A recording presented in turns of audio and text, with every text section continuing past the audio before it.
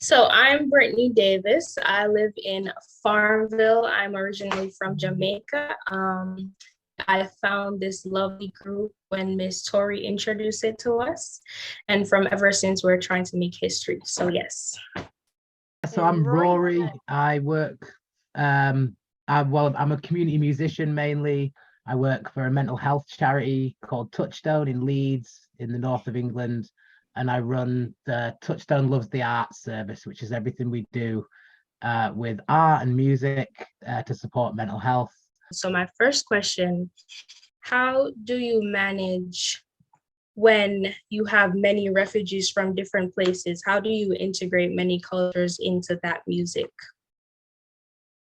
We spend at least as much time talking and having conversations, going really in depth with individuals, the smaller groups of people that turn up to find out what they care about, right? So it's like, and if we do that part well and find out what the young people in the spaces skills, gifts, talents, special interests are, and then we plan what we do from that. So I'll never go in there with a load of workshops that we think people might want to do.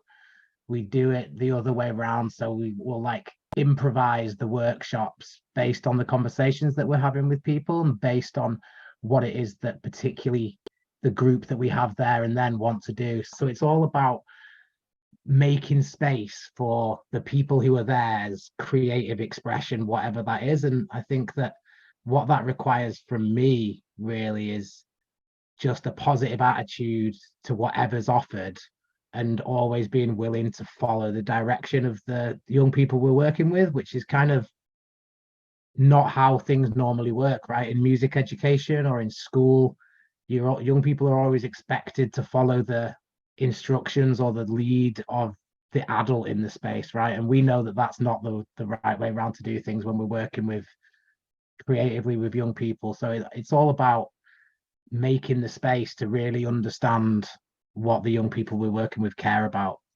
And so if you always like approach people as individuals with a unique history and experience and story to tell, then I don't really think it matters what kind of groups you're working with. People expressing their self, especially youth expressing their self, is really important in school, because normally a lot of school cultures you are told to do so and do this and do that, not really finding your path in your pathway. So in Farmville is a really small town. How would you influence the youth in a small town? My belief is that the young people we work with are fully formed human beings with their own views, opinions, way of seeing the world. And it's more about having a space where that's honored and respected than it is about us coming along and trying to influence anything. I would say maybe the only thing that we might do to sort of influence people is we're big into trying to at least teach some of the history of where the music came from, where hip hop came from. How hip hop started was a back to school block party that DJ Kool Herc put on in the 1970s.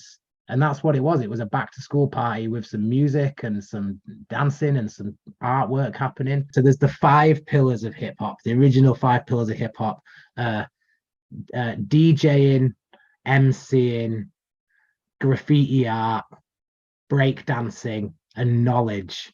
So within all those, you've kind of got something for everybody. And also the MC, the rapping thing, right? That the kind of rhyme structure and flow of that's developed massively. But to begin with, it was just spoken word flow. If you can write a poem or a story and stand up there and tell that story as spoken word, then that fits perfectly into the like original five pillars, and you're sharing that knowledge, which is like as important as all of those other cultural artifacts, is the knowledge aspect and the it being a movement for social change, right?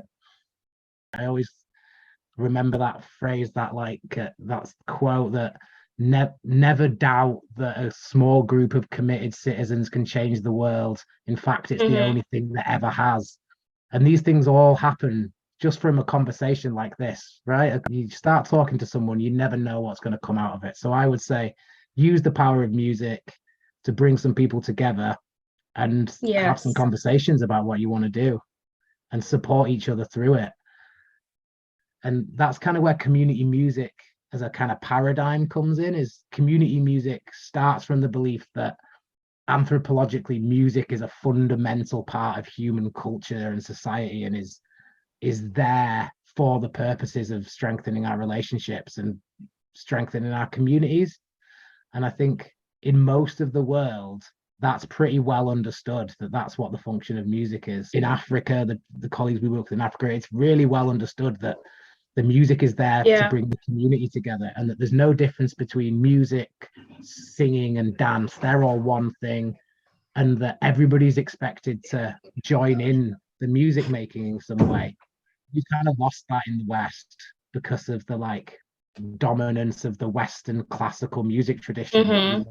we've, right? So we've kind of been robbed of that like human essence of what music really is. So my last question is, what role do youth play in conducting and organizing in leading music?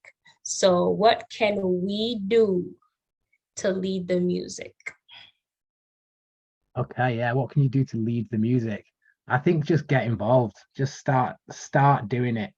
You know, it's Mm-hmm. so easy to, there's loads of free music production software. You can just get on a web browser these days. You can make a beat in 2 minutes, write some bars, and I think just start making it, or not even having to make it, but share the music that you appreciate with other people, and maybe try and think about why it is you connect with certain music and what it's trying to Tell you. give, yeah, what it's trying to tell you, what it's trying to give forth, what it is within you that you connect with about it. And so there's a huge wealth of rap music that's incredibly conscious, incredibly civically minded, politically orientated, about social change. As soon as young people kind of exposed to that side of hip hop, and the hip hop as a social movement, they only grow to love it more, and it opens up their expanses of like what the music really means. So it's about having a bit of an understanding of the kind of social context, the sociological context of which this music's coming out of, and that I would say, maybe this is an opinion rather than a fact, but it's always better, even if some of these kids are involved in low level gang activity, it's always better that they're making music as well. The thing that I think makes the most difference there is just like making a space that's like entirely, co-designed by the young people, where what they've got to say is completely honored. So I think like even that on its own can have a real transformational like impact on people's social emotional health, because they no longer feel like their experiences and their interests are something that's causing them to be cast aside from mainstream society, or from what the broad array of subcultures that exist. It's like we're honoring them as experts in their music, experts in their experience, and that alone can have a really transformative effect on people's self-esteem, right? That just having people respect what you've got to say, I think, is like kind of number one. And I think we're appallingly bad at that with young people in our societies. Like we'd rather not hear what they've got to say, because it's like often it's a sense of discontent at the choices our generations have made for our societies, right? And so we don't really want to hear that, because we're kind of complicit in it. So we'd rather see it as like a young person's problem, or it's just hormonal teenage imbalance. It's not an actually very astute critique of the problems that have arisen from the past previous generations in action. So I'm curious if you've seen music used to shift culture, especially where people don't feel heard.